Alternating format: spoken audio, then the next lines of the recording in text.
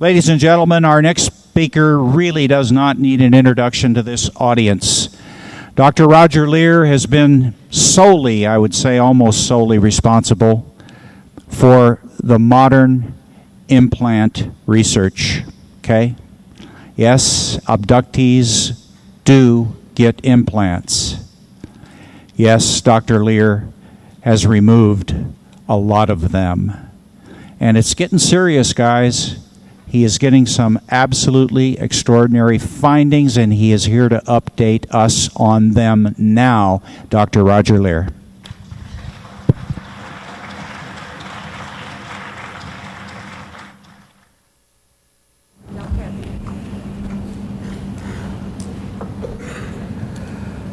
They gave me a stool.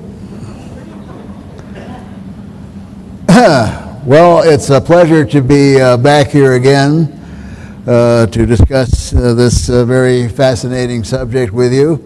Has everybody had lunch? Oh, okay, well, those of you that haven't, I feel for you because I haven't either. But anyway, we have a lot of material to cover in just a very short time. I'd like to make one special announcement. There is a trip that's going to occur. These brochures are in various places at the registration table and at my table in the vendor room. It's a wonderful trip to Egypt, and the date is May the 5th through the 17th. George Norrie from Coast to Coast AM, where he possibly will be there broadcasting live. So if you can make it and you want more information, there's only 25 people that are going to be allowed to go. So please find out more about it. I'd like to thank Bob Brown and the UFO Congress for giving me the opportunity to do this presentation today.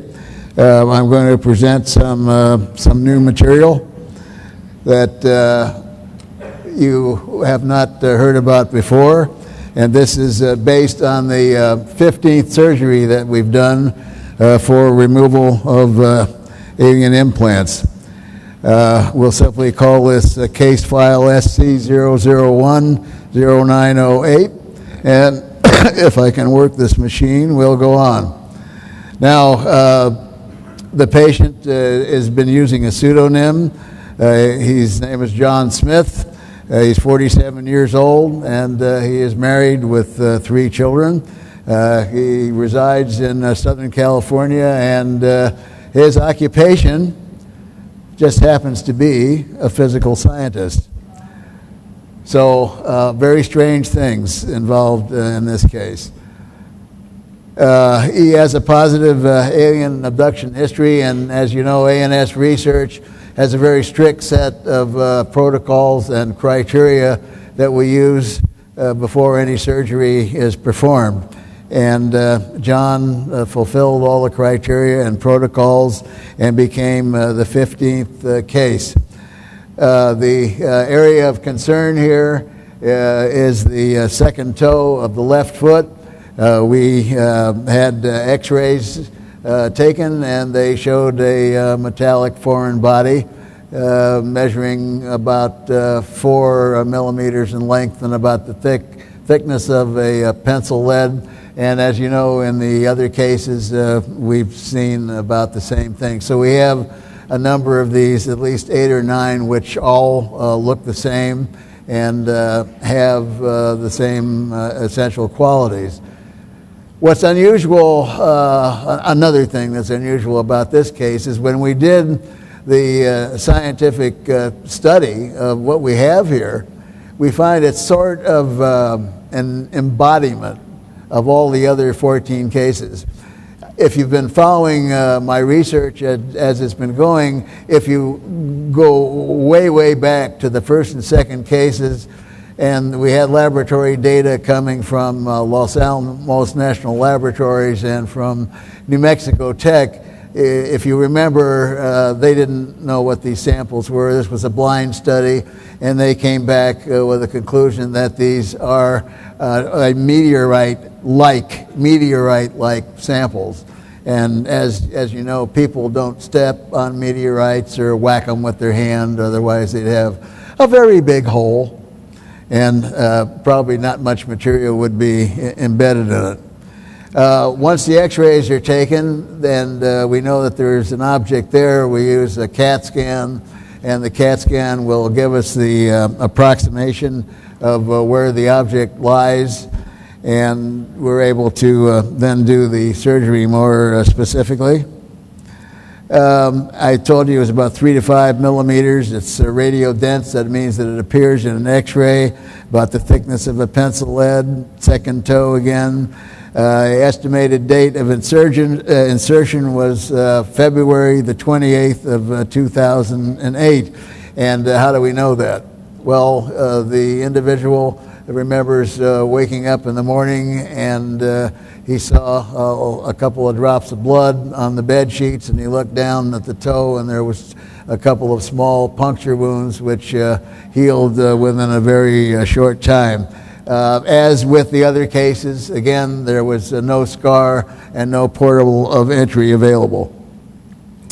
Also, if you recall, before we take anything out, we like to find out as much information as possible as to what's going on. And as we're able to do that and get better and better equipment, we're able to get much more knowledge. And as you recall, one of the cases we did was emanating a radio frequency, which was verified by a friend of mine in Las Vegas, let's put it that way, who sent me a classified FCC sheet, and we found out that that frequency was broadcasting on a deep space radio frequency. Now, if that don't knock your socks off, I don't know what does. We have emissions coming from this last case too. We use a Gauss meter to detect the electromagnetic activity, and we found that we had a magnetic field of greater than 10 milligauss. Ionizing radiation, we were only able to detect the normal background radiation using a Geiger counter. And the radio emissions, again, we're at 14.749650 megahertz. I don't know yet. I haven't had enough time to find out exactly where on the band or where that is going, but we're finding out. We had emissions of RF and ELF and in the microwave bands.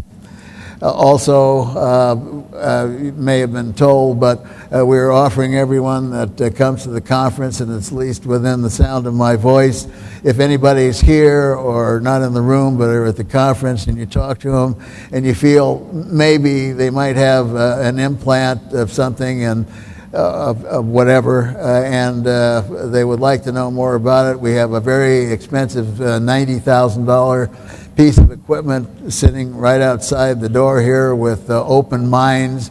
Open Minds also is a new entity that's coming about, and it's going to serve as a purpose of a clearinghouse for physical evidence and other things in the UFO field. It's going to be a marvelous organization, and it's headed by one John Rayo. So you'll meet him out there. Anybody that wants to be scanned, you don't have to undress. You can just come as you are and stand in front of the antenna, and we'll tell you what time is on your radio control watch. So that'll be right after my presentation, right outside the door in the back of the room. We'll go on here. The surgery date was September the 6th, 2008, and in time, looking at total time, that was not long ago.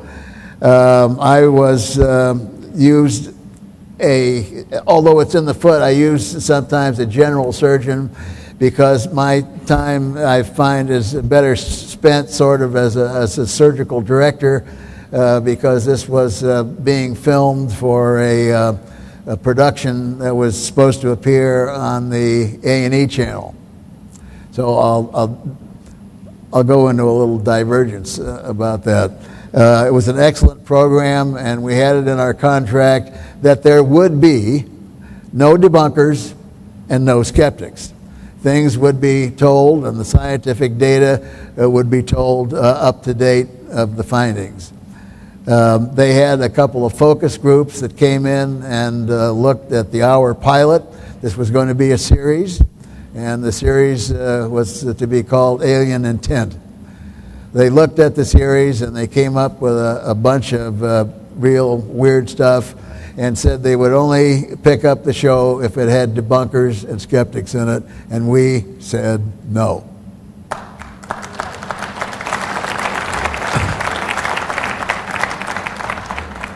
I will never, ever intentionally again, and I try and do the best that I can to prevent this from happening. I've done numerous television shows. One is still playing. A lot of the shows that you see on television, and even those done by respectable groups, will bring in things. There's a very clever thing going on. The people who are doing the show will debunk themselves. So you may have seen some stuff that's recently on TV which have two outcomes: no conclusion, or it's not real. So be very leery of what you see on TV, but I'm trying to place myself in a category where if a program appears on TV, unless it's purely entertainment and they want me to entertain, the knowledge that you're getting will have no debunkers and no skeptics. So on this case, I serve as an assistant surgeon. The anesthesia is a local. We use two mixed anesthesias, and just to put the area to sleep. We have stills and video that record the surgery going on, of which I'm going to show you some actual surgery footage. So I hope you've digested your lunch. We use assistive X-ray devices, as I've talked about before. You're going to see that in some of the slides. It's called a C-arm, and it has a sender and a receiver, and then what you're seeing appears on two television screens. You're actually able to see an instrument being inserted, and you're able to find the object a lot quicker. We have multiple witnesses who are viewing this either on TV or live, and then they sign forms stating that they were there. Now, the specimen appeared, when you looked at it as on an X-ray, as a solid unit. But yet when we went to remove it, it came out in multiple fragments. It was quite brittle in nature, and it sort of came apart.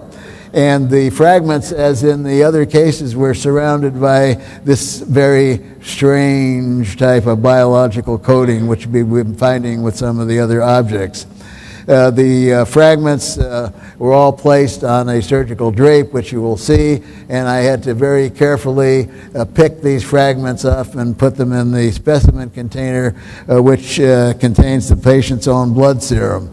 One of the photos here is the device that we use for the detection of radio waves. And we did that, as well as using the Gauss meter. Here you'll see some filming going on, and also you'll recognize one of the individuals there as Whitley Strieber. A couple of pictures. I'm pointing to the object on the television screens that is part of the C-arm apparatus. This may be a little hard to see, but there is an object right here, and that's the object that we removed. Here is some actual surgery going on. This is material which has blood on it and a few pieces of the specimen. Here's the specimen container. It contains blood serum and has a bit of the sample on it. Now, we'll just diverge for a moment. What we like to do is we like to check as many things as possible, and this case was so interesting I couldn't help but want to present you this material, which is the first time anybody is ever hearing this. The you're going to get a lot of information which you've never heard before. This is the first time a breakthrough. So I just hope you realize how lucky you are to be a part of this. Client's home is a single-story dwelling. Its exterior construction is plaster over chicken wire and the usual type of wrapping. The interior is plaster over wallboard. There's a number of magnetic anomalies we found. The exterior of the master bedroom wall, above and below, but mainly below the window, showed some magnetic properties. A backyard soil was highly magnetic, with a large magnetic field exceeding 10 milligauss, and the soil also spontaneously catches fire. We took samples and had some soil analysis done and found that the soil has an extremely high bromine content. He had a fiberglass boat that was in the driveway, and the fiberglass was also highly magnetic, which I don't know how that can happen. There was anomalies also of a Cadillac automobile that the individual drives. The interior of the house had numerous magnetic anomalies. All the utensils in the kitchen drawers, including things that absolutely should not be magnetic, such as those wooden salad serving forks and spoons and other utensils that were either plastic or made of wood. They are not supposed to be magnetic. The kitchen cupboard hinges were highly magnetic, and some of them contained only one pole of the magnet. Unipoles are not supposed to exist, but evidently they do. The non-metallic kitchen counters also were magnetic. The interior master bedroom wall, again around the windows and confluent areas, which we found on the outside, was also magnetic. I hope you can see this. This is a drawing of the house, and it indicates areas of a large amount of magnetism. There was a avocado tree that was growing in the backyard, and we set the Gauss meter on a limb of the avocado tree, and it pegged the Gauss meter at 10 milligauss. Now, if you've ever seen excuse me, an avocado tree that was magnetic, please get in touch with me at once. I would hate to eat the fruit off of that tree and have it stick to the metallic buttons on my shirt or something like that. Have a taco. They wouldn't want to make guacamole out of that, I think. All right, now in addition to this, we were able to dim the lights in the bedroom, and using 3 different frequencies of ultraviolet light, we found, again, this is the first time, so enjoy it. It's for real. Here's a picture of it. I hope you can see it. We found 2 small childlike handprints on the wall which were phosphorescing, and they only have 4 fingers. I don't have any friends that have 4 fingers that I know of. Here's another one. Look carefully. We've got this now. We took out the piece of the wall, and we're going to try and get DNA off of this. There's a new device that's been invented, and it's a tape, and you can put the tape over something that you're trying to get DNA and you peel the tape off, and you can send this tape into a laboratory and you can get the DNA. So we're very interested in seeing what the outcome, but just the photograph alone, which occurs in a house where abductions have been going on, and then you find 2 4-fingered small handprints on the wall, I think is a pretty interesting finding. 48 hours, here's another weirdo. 48 hours after the surgical specimen was placed in a sealed container, I went to check on it. All the little pieces that we had taken out, I told you the object broke into a number of fragments. All the little pieces became a darker color. And they not only became a darker color, but when you lifted up the specimen container, they began to rearrange themselves in the order of which we saw in the x-ray. Now, I called the cameraman and we had him come down and immediately take video of that. Never seen anything like that before. We're working on possible explanations why this happened. Okay, now this is going to be video, I think.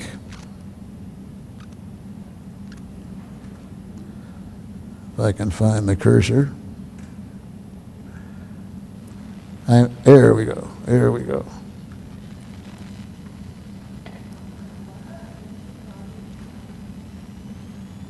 This should work. There we go. Okay, get ready. I'm going to shut up. I'm going to shut up. Watch the surgery. If you feel bad, why, you'll find a bag in the seat in front of you, in the pocket.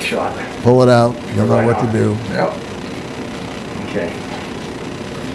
So, what I plan to do is just make a small little nick. Are you all right here, guy? Yeah. Okay. So, and see if we can actually be lucky.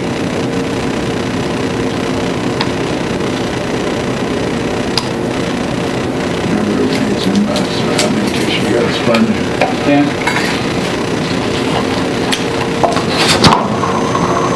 Most of my surgeries. I have to explain to you that this is all unedited footage. So let's try it again. You'll see the camera sometimes going to the shore or the ceiling, it's constantly running. We're handheld in some of these shots because we wanted to get as close as we could. Did it hurt you at all, Tom? You all right? Yeah, go ahead. There's some sound in the ambience of the room.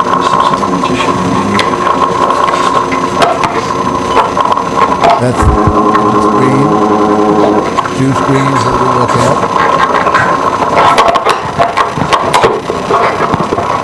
When we were down to the last piece that appeared on the scanning device,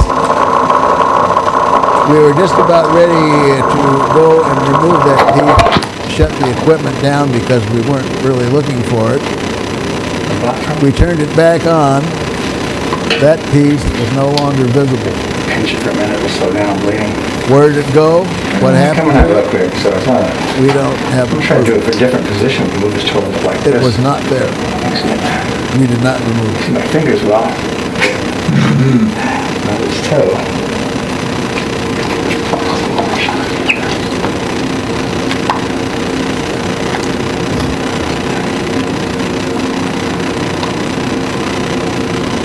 Actually, I think you're a little proximal.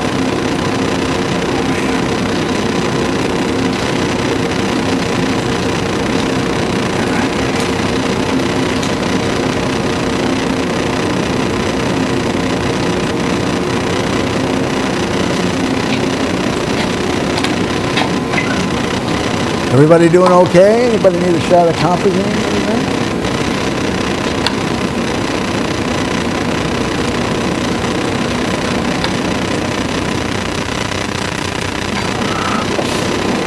There's nothing there, is there?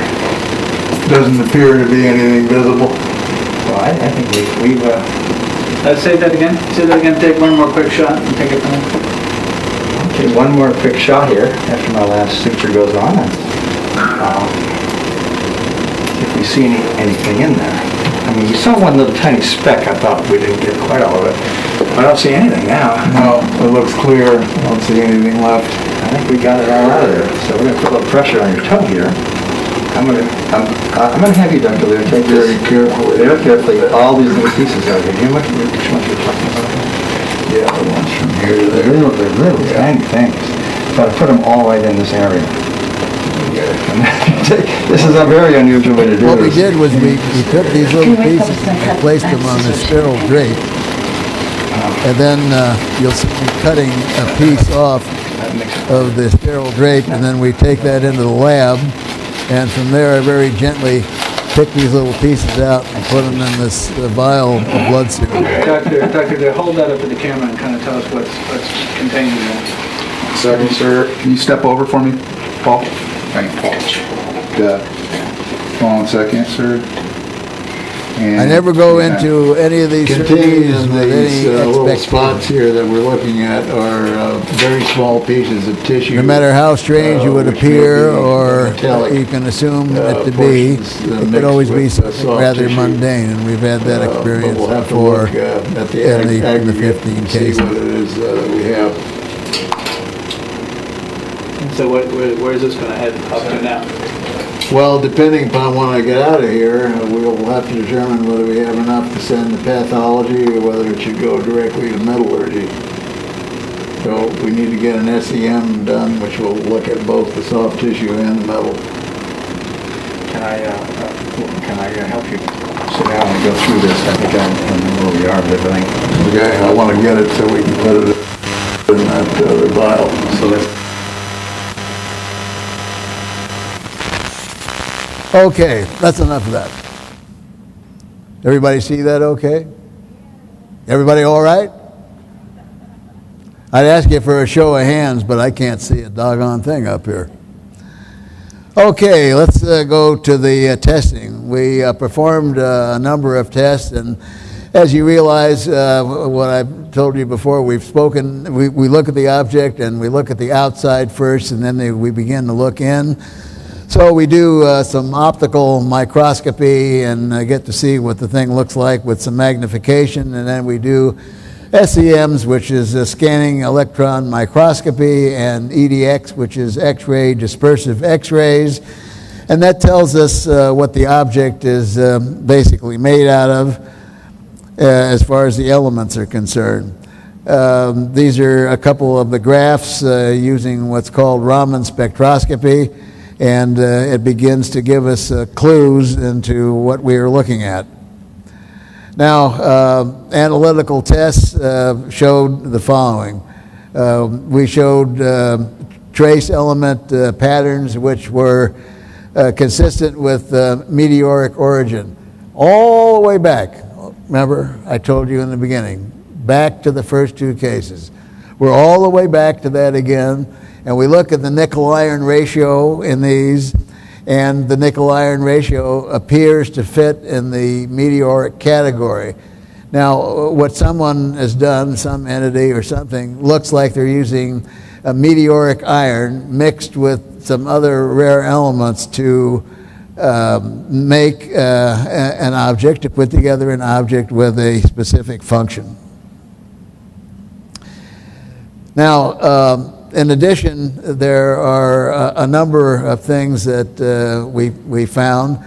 I told you about the nickel-iron ratio. We found some minor elements in the sample. Some of them are listed here.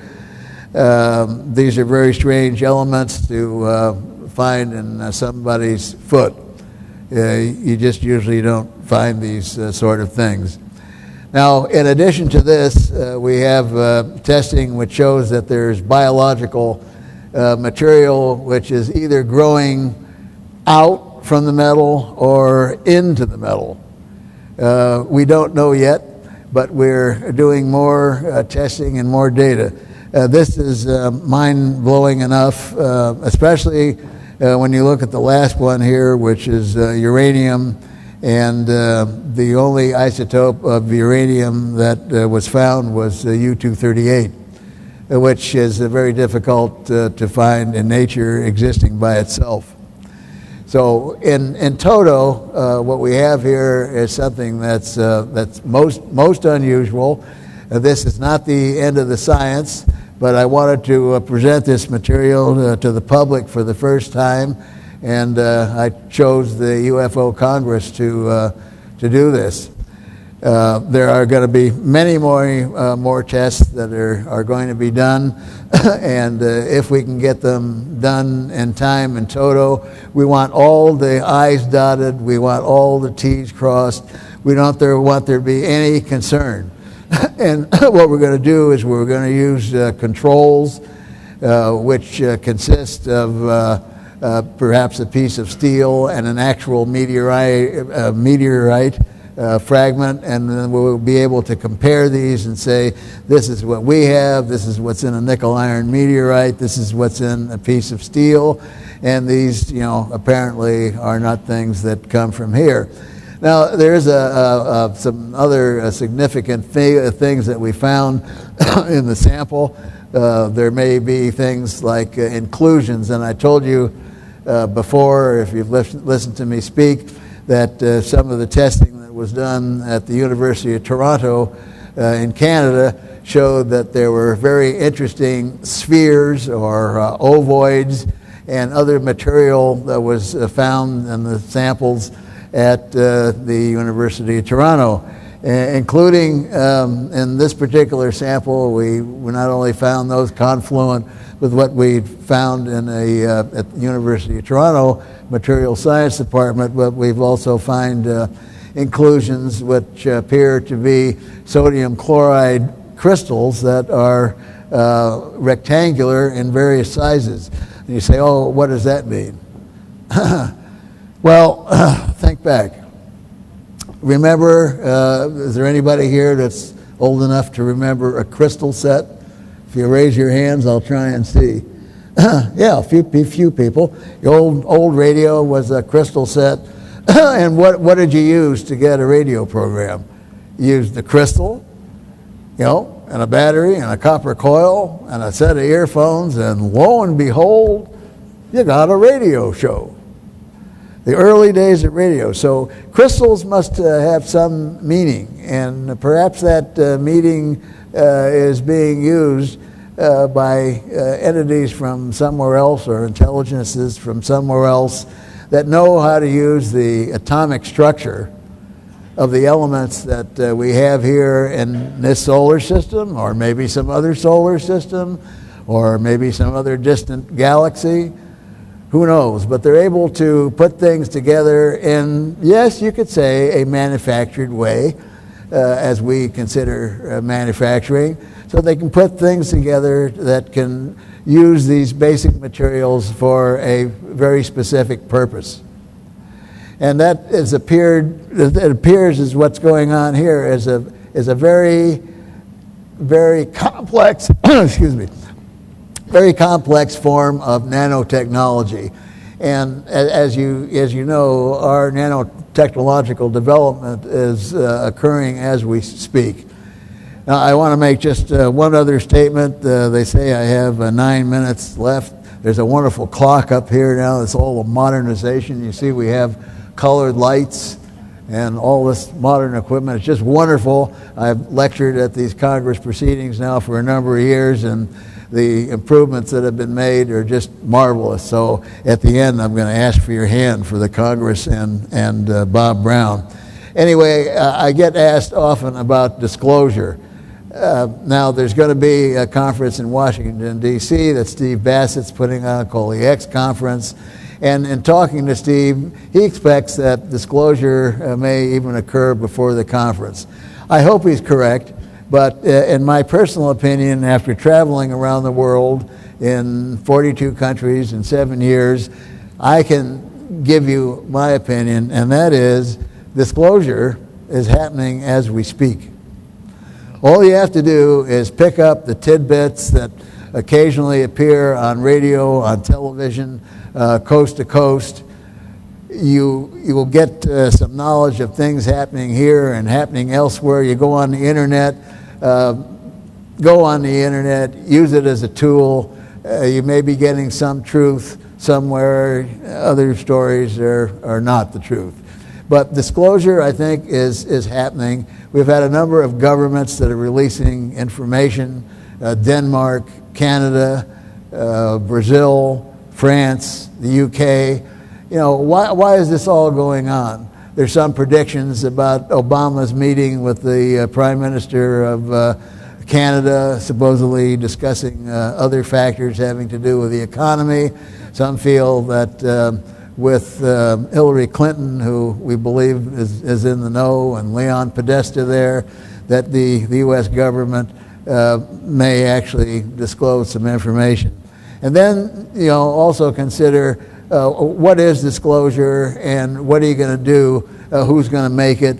Suppose the U.S. government does tell you that We have non-terrestrial visitors, and we've had for a number of years, and they're flying around and invading our airspace, and they can't protect you from whatever it is they do.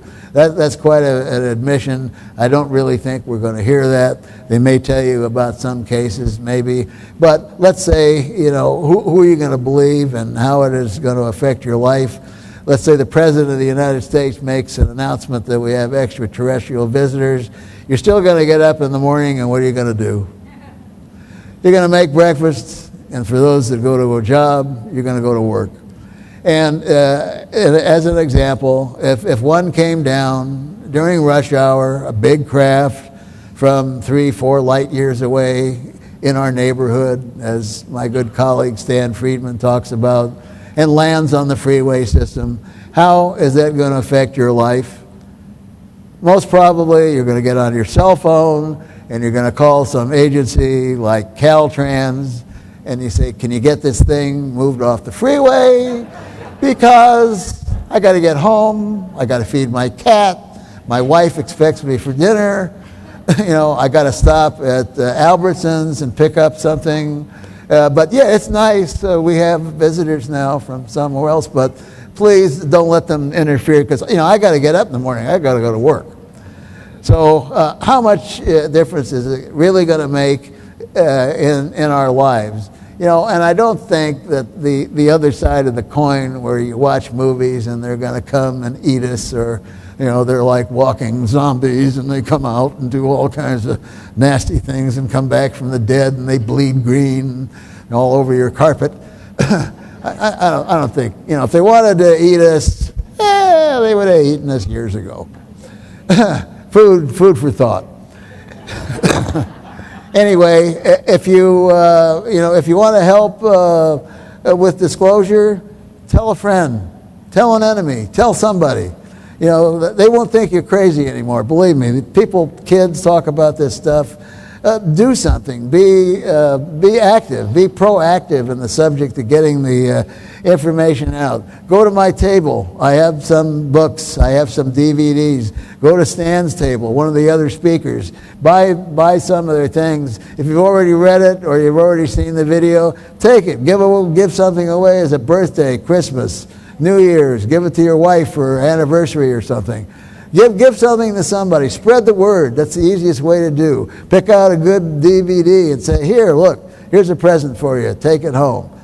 Yeah, I only spent $10, but that's okay. It's a worthwhile present. Go ahead, take it home and enjoy it. If you have any questions, I'll be happy to talk to you. And by all means, if you have children or grandchildren, listen to what they have to say. Because I think that the human race is being genetically manipulated, and I hope in the right direction. And if you listen to what kids or your grandchildren have to say, really listen. It seems like they're in tune with a knowledge that they don't have to read out of a book. They've got it. They've got it already. And so the future of the earth is in the hands of our children. It's in the hands of our grandchildren. And so listen to what they have to say, and then make comparisons about, your neighbor's young daughter. My young granddaughter is 9 years old, and every time we go out in the car, and she knows what I do, but I don't think she's very impressed. But she's always in the car. She's always looking out the window, looking at the sky. And she sees, something like an airplane from a peculiar standpoint, and it doesn't have flashing lights on it, and she'll say, is that a UFO? And I'll say, no, that's probably Southwest coming in for a landing at LAX. And she's really disappointed because she wants to see a UFO. So listen to what kids have to say in depth. Be amazed. I've never had a parent or a grandparent ever tell me anything that I was wrong. Because if you listen to what kids have to say, you're going to be impressed. You're going to say, oh, where did they get that from? You've been watching a lot of TV. But it isn't on TV. And believe me, there are cultures still on this planet that don't have TVs. There's still people without food, without shelter in this day and age, which is impossible to believe. But there are people starving right here in our own country. But if you talk to any of them and they're surviving, the young people are going to tell you the same thing. So with the 2 minutes I have remaining, I'm going to finish 2 minutes early, and I thank you very much. If you want to come to my booth, I'll sign books. If I can answer any questions, if you want to be scanned, just go out the back door and see John Rayo and the crew there. As I said, you don't have to undress, no embarrassment, and we can even tell you if you got a cell phone on. So thank you very much.